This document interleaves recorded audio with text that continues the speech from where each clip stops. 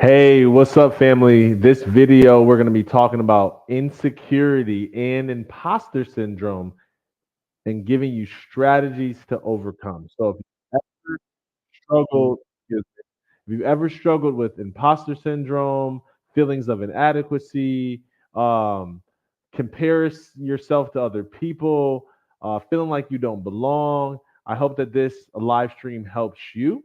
If you're tuning in, let us know where you're tuning in from. If you're here live, hashtag live. If you're watching the replay, put hashtag replay, and then let us know where you're tuning in from. Would love to be able to engage with you, even post this video being published. What's up, Ann? I see you, Alexandra, Michelle. Good to see you, Philly. I don't know who Philly Metro is, but it's good to see you too. Oh man, happy that y'all are here. So let me go in on this. So I'll just be honest, like straight Phoenix, Arizona. That's what's up, Paris. Um, I have always battled insecurity and imposter syndrome at every level, right? It wasn't like one of those things where I used to, and then once I got over my insecurity, I was uberly confident. It's more like at every level, insecurity shows up. At every level, this imposter syndrome shows up. And so the latest for me is that it's been so many people who will tell me like, "Oh, Daryl, you're one of like the leading speakers of our time. Like you got next," or like, "Man, I follow you like I follow fill in the blank of the person who I've admired for years," and it's like part of me that just doesn't accept that that's where I'm at because of how many years I've felt so less than the people who I admired. Like, and now I'm sharing stages and doing collabs with people who like got me through suicidal ideation seasons. Like, it's still like hard for me to accept that about where I'm at this stage. And and again, every stage is beautiful. Every stage has its importance. Every season is lovely in itself. But this season, it's been like, man, this hard thing for me to accept that, man, like I'm here, and I don't mean I've arrived. I don't mean that, I don't know. I don't want to mean that I'm anything more than what I am. What I am saying is that there are people, lots of people, who I've like always viewed through this lens of they're a celebrity and I'm just this normal speaker. And now I see that I'm on that level, and it's like I don't see myself as a celebrity. So it's hard for me to act like that. And I guess most celebrities don't. Well, there are celebrities who act like they're celebrities, but you get my point. Like I guess you don't have to act like a celebrity just because you are one. And it's like I've been struggling with that, and there's still a part of me that doesn't feel like good enough. Even though I've got a TEDx talk that's done 2 million views, and I've coached, dozens and dozens of clients to speak on stages all throughout the world and share their stories. And I mean, I got my bookshelf over there. There's books who people have asked me to write the forward or to endorse, and it's like I still don't feel like I'm this person that's actually worthy of that. And when I sat alone with myself, I was at this event, and I was like, I gotta get to the root of this. I can't keep feeling like imposter. I can't keep feeling so insecure. It's so incongruent for me to feel that way. Like, not shaming myself, not guilt tripping myself, but just being like, enough is enough. Like, why am I feeling insecure? Like, when am I ever going to be enough? When am I ever going to feel secure? When is the views going to be enough, or the money that I make per speech going to be enough, or the money I charge per client going to be enough? Like, for me to feel like I belong or that I'm good enough. And there's a strategy that I've been taught that just has not worked for me. And I couldn't figure it out until about, I mean, I couldn't really crack it until, I don't know, it was a couple of months ago when I was at an event. And I'm going to share that strategy that I did in order to break it. And it's going to surprise a lot of you. I promise you, it's probably not something that you've heard. And the typical thing that people say around imposter syndrome and insecurity is like something that gets you to mentally bypass it. Right. So from a Christian circle, like I hear it, oh, you're the head, not the tail. You're God's child. You're the beloved of his eye. You are fearfully and wonderfully made. And it's like, yes, I believe those things are powerful. I believe that power of life and death is in our tongue. I believe that mindset matters. But it's like just me repeating those things to myself didn't make me any less insecure and didn't help me feel like any less of an imposter. And so, no matter how much I looked at myself in the mirror and said I belonged and I am great and I've got greatness inside of me, no matter how many times I did that, it wasn't creating enough like real confidence from within, and I could never get to the root with it. I thought I wasn't repeating it enough, I wasn't loud enough, I wasn't looking at myself deeply enough in the mirror. And finally, at an event a couple months ago, I literally discovered that one layer of it was coming from comparison. It's like, oh well, why I said, why don't I feel like I'm enough? And then I said, I am constantly comparing. I'm reading from this little notebook here. I am constantly comparing myself to other people. And it is that comparison that makes me feel like I'm not good enough because I see something that they have or I hear something that they say and I compare what I have and what I say to what they have and what they said. That. So, number one for me was like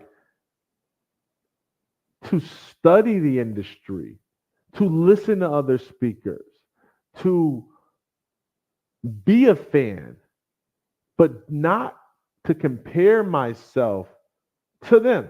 It was like when I think about my speaking and where I'm at and where they're at, I'm like, oh, I'm not this, I'm not that, I'm not this, I'm not that, I'm not this, I'm not that.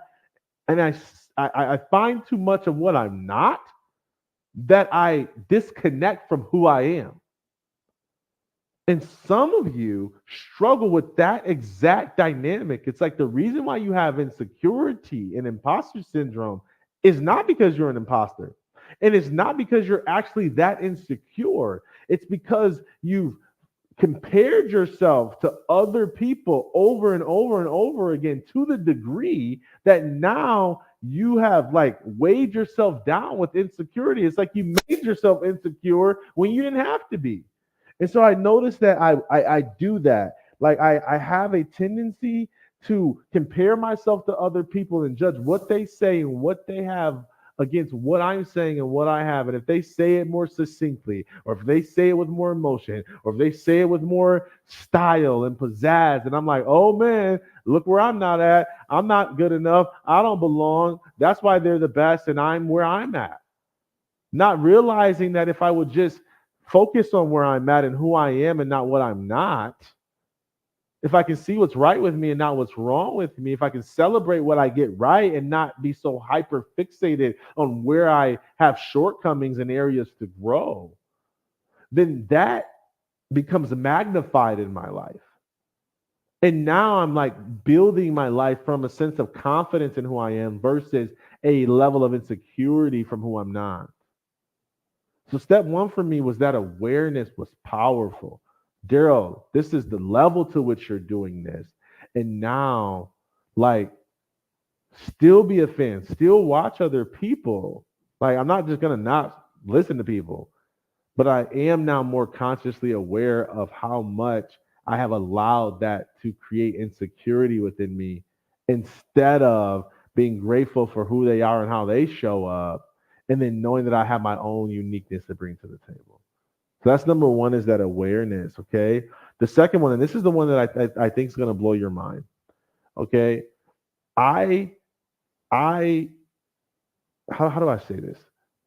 I, I don't even know how to articulate it. The best thing I know how to do is to say I stopped trying to supersede it with mindset and spirituality, this insecurity and this imposter syndrome. I stopped trying to supersede it with spirituality and mindset. And I started to actually face it. Like, what is it that I would actually need to do to feel like I'm enough? What is it that I would act, where would I need to be in life and business to feel like I am one of the top? I'm worthy of how other people perceive me, et cetera, et cetera. Like what is it? And I actually made out a list, y'all. And I'm gonna share this list. This is like really vulnerable for me because I don't really want to share this. I don't want y'all to know that I think these thoughts, okay? So here's what I wrote down. So I wrote down, okay, that I don't feel like I'm good enough. And then I was like, okay, what areas of my life? Okay, let me explain this. The reason why I did this is because I recognize that as an athlete, I could not supersede with mindset or spirituality me being better than somebody. Like, yes, me telling myself I'm going to be the best athlete in the world helped me to become top 100, helped me to become better than most. But in order to go from like 100 to, I don't know, 79, or from 9 in my region to 6 or 7, or from 10th in my state to 3, which is what I finished. Like, in order to go like from the top 10% to the top 5% is a different game than getting to the top 10 is a different game. And so part of it is like, yo, you can't supersede because everybody has that mindset in the top 10%. Everybody. And so I had to legit go, no, where are they strong that I need to now become better than? Or where are they missing that I can exploit, et cetera, et cetera? Like I had to do it that way. Like I couldn't just be like, I'm the best, all the way to the top 1%. And so what I did is I had to get like clear on where I needed to grow as an athlete. Okay, this person right here, this guy is a 6'6". He runs a 4'8", 4'7". Okay, cool. I run a 4'6". All right, so I'm faster than him. I'm faster than him. All right, but he benches more than me. Oh, look at how he gets defends the run. So if I can improve how I defend the run, if I can increase my leg strength, I already have the speed. I'll be better than him. And I'm like condensing that process because I don't want to be long winded. And when I did that, it was like, okay, cool. Now I feel confident. I feel like, okay, I have a plan of attack. I know why I feel less than because I am. I have a growth gap. Okay. And when I say less than, I don't mean my value as a human being, I mean my skill as an athlete. And so when it came to speaking, I literally had to say, okay, I got to get out of like my value as a human being and I'm into my skill from a business and a speaking standpoint. And here's what I wrote. Okay. Number one, man, I hope y'all caught that. If you caught that, type caught that in the chat because that's a really big deal. There's so many of you who are struggling with insecurity and imposter syndrome, and you haven't been able to overcome it because you keep trying to combat it with mindset and spirituality versus a practical strategy of facing it. And if you wrote a list of what would you need to accomplish or achieve in order to feel like authentically like you're good enough, like you belong, like you're not an imposter, that is an that could be an easier way for you to overcome imposter syndrome or insecurity versus trying to bypass it spiritually or mentally. Okay. And so here's what I wrote. Number one, caught that. Thank you. Thank you. Clear process. I said, here's what it, for me to really feel congruent with how people receive me, some people, not all people, as being one of the best in this industry, here's what I would have to do. Okay. Number one, I said I need 3 to 5 clear processes that are unique to me, like my own thought models. Okay. Number two, I need 2 to 3 really good, refined stories. And then I list some examples of speakers who I know I can tell you their story verbatim because I've heard them tell it so much. Number three, I need a clean brand presence. Same brand quality in all places. Okay. Number four, I need, what did I say? Multiple multiple entry points and streams of revenue. I'll tell you why I'm laughing in a bit. Number five, I need a physical body that I'm proud of.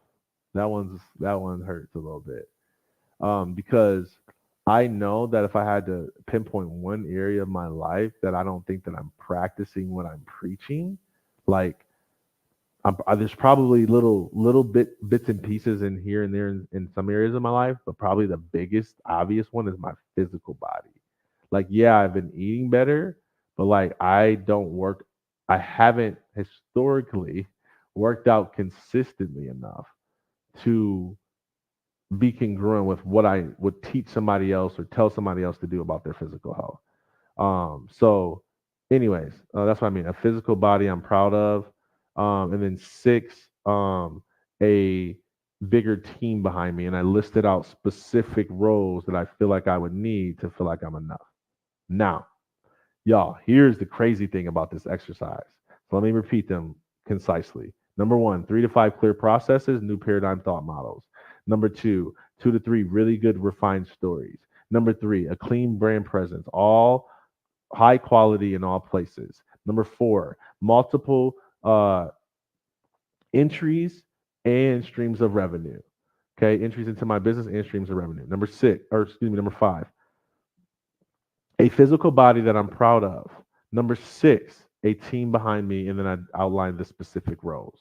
Okay, so number one, the moment I did that, I already started to feel a level of confidence because rather than me being like, "But Daryl, you are," but man, look at all the success you had. You got to receive what people say about you. Don't you think that? But like all that stuff, none of it was working. It was just going like, yeah.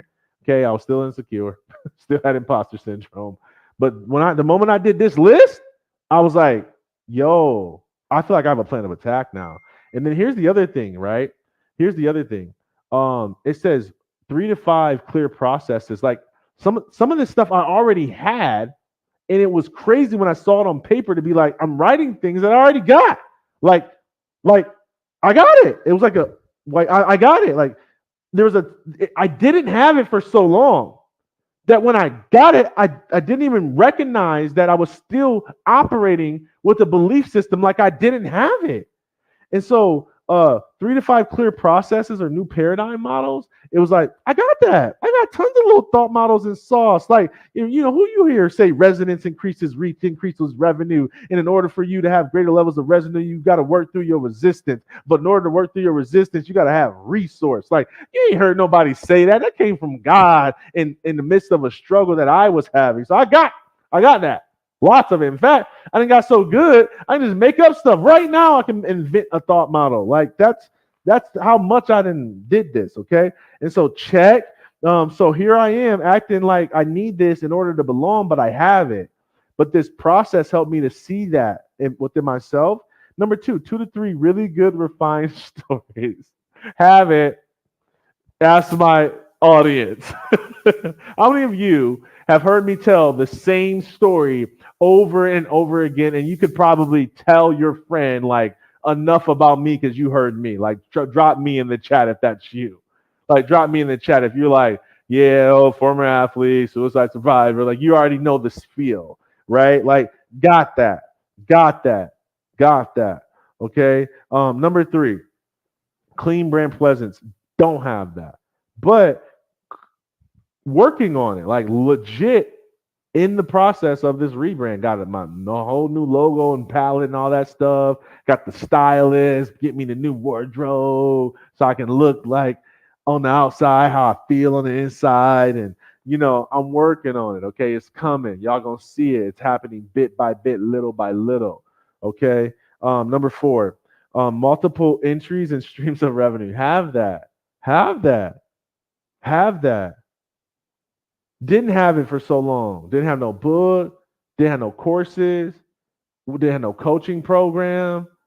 Didn't have no consulting ideas. Didn't have no workshops. Like out here with speech and speech only. Like, what you got? The keynote. That's it. If you put me in a breakout and do the same keynote in the breakout.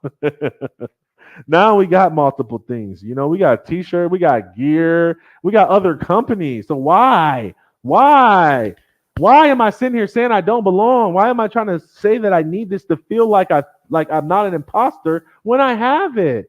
And then the other one, what's this other one? Physical body that I'm proud of. Okay, that one just hurt. That one just hurt. It's like, all right, I gotta face that. All right, I gotta face that. I can't be incongruent. I can't be telling people all this mindset and motivation and mental health and self care stuff, and I'm fat and and out of breath. You know, I can't. That ain't incongruent, or that ain't congruent for me. I gotta make it congruent. So I just had to face that one. And then number six, a team behind me. And this one was interesting because I started writing out these specific teams. 'Cause obviously, I have a team. And I started writing out these additional team members that I would need in order to feel. And like, I just kept adding more and more. And I was like, man, that some of these people that I admire don't even have all the stuff that I'm saying that I need in order to feel like I fit in with them. And so it was just like I just called my BS on that. So like out of the list of six, there were only a couple that were actually real things for me to work on. And that was like, yo, that's only two or three things for me to finally actually feel authentically confident and not feel like I gotta just accept the praise or accept the awards or just accept where I'm at because I spiritually should. It was like, no, bam, I got a plan. I'm gonna like get that brand right. I'm gonna get this body right, get that brand right, get that body right. I guarantee you somebody's got a business called Brand and Body, right? So I get that brand right, get that body right, and then the team thing was interesting. We actually ended up adding another team member right after this. I still think we need one more. So if you want to help us to share the most amazing stories with the world, to heal the planet, to transform lives, holla at your boy. We got roles. If you're administrative or if you're creative, hit me up. We got roles. We need to expand our team. But again, y'all, that's not a lot of work. I mean, that's a lot of work, but that's something I feel like I can do. And now I got authentic confidence versus forced. Okay. And so I want to encourage you, man, like don't just try to supersede insecurity and imposter syndrome with mindset and spirituality. If you've been trying that, like actually trying and it's not helping you to be more confident, maybe actually write the list of what you would actually feel you need to authentically be confident that you belong, that you are not an imposter. And maybe that list can help you to clean some stuff up in the same ways I just showed you within my own life practice. Okay. So that's it, y'all. Man, I love to know what you took away from that. And obviously, if you just joined kind of it later, you might have to go back. Right now, we had like 22 minutes. And so, I kind of got right into it at the beginning. So it wasn't a lot of fodder. So you can go back and watch it and pick up on some of those crumbs and nuggets. What else? Oh, June 22nd, okay, in Metro Atlanta, we're hosting our TEDx event. So it's next Saturday. Okay, next Saturday. Yo, come out. Tickets are like $79, I think, right now. And they're I want you in the room. It's gonna be a magical event. Um I gotta tap in for a second. Here's what I know. Last year, when everybody was in that room for our TEDx event, I felt like we were in a God portal. It was, it was like, it was just, I felt like there was so much happening beyond our own human understanding. And yeah, we had some breakaway talks that did millions of views and did the top 10 in TEDx that year. Yeah, we had lots of people. Everybody that I talked to or heard on a testimonial video say it was amazing. But man, there's still so much of that that's still unfolding. And I know this event is going to do the same thing. So I'm not trying to say we having a church service at the TED conference. That's not what we're doing. But I am saying that there's a divine reason why this event is happening. I could tell you about every every person that's involved as a speaker or a sponsor or a special guest or an attendee that I know of. Like obviously, I don't know everybody, and I can tell you how it wasn't just coincidence that they ended up being at the same event. And there's something magical that's going to happen. Our theme is awe and wonder. We've got 10 speakers that are going to talk about topics from, you know, immigration and the challenges that they face when they, come into our country in the US, to personal development and mindset, to sustainability projects and artificial intelligence. Um, Such a diverse smorgasbord of ideas. And there's going to be the same diversity of people, business people, financial folks, teachers, first responders, some youth. It's just going to be a little bit of everybody and a lot of bit of everyone being curious about ideas that can spread to impact our world. So I think you should be there. I would love for you to be there because to me, the more people we can get in that nucleus, the more powerful ripple effect it's going to make in the air. So you're not just a butt in a seat. You help co-create what 40 million plus people are going to get exposed to.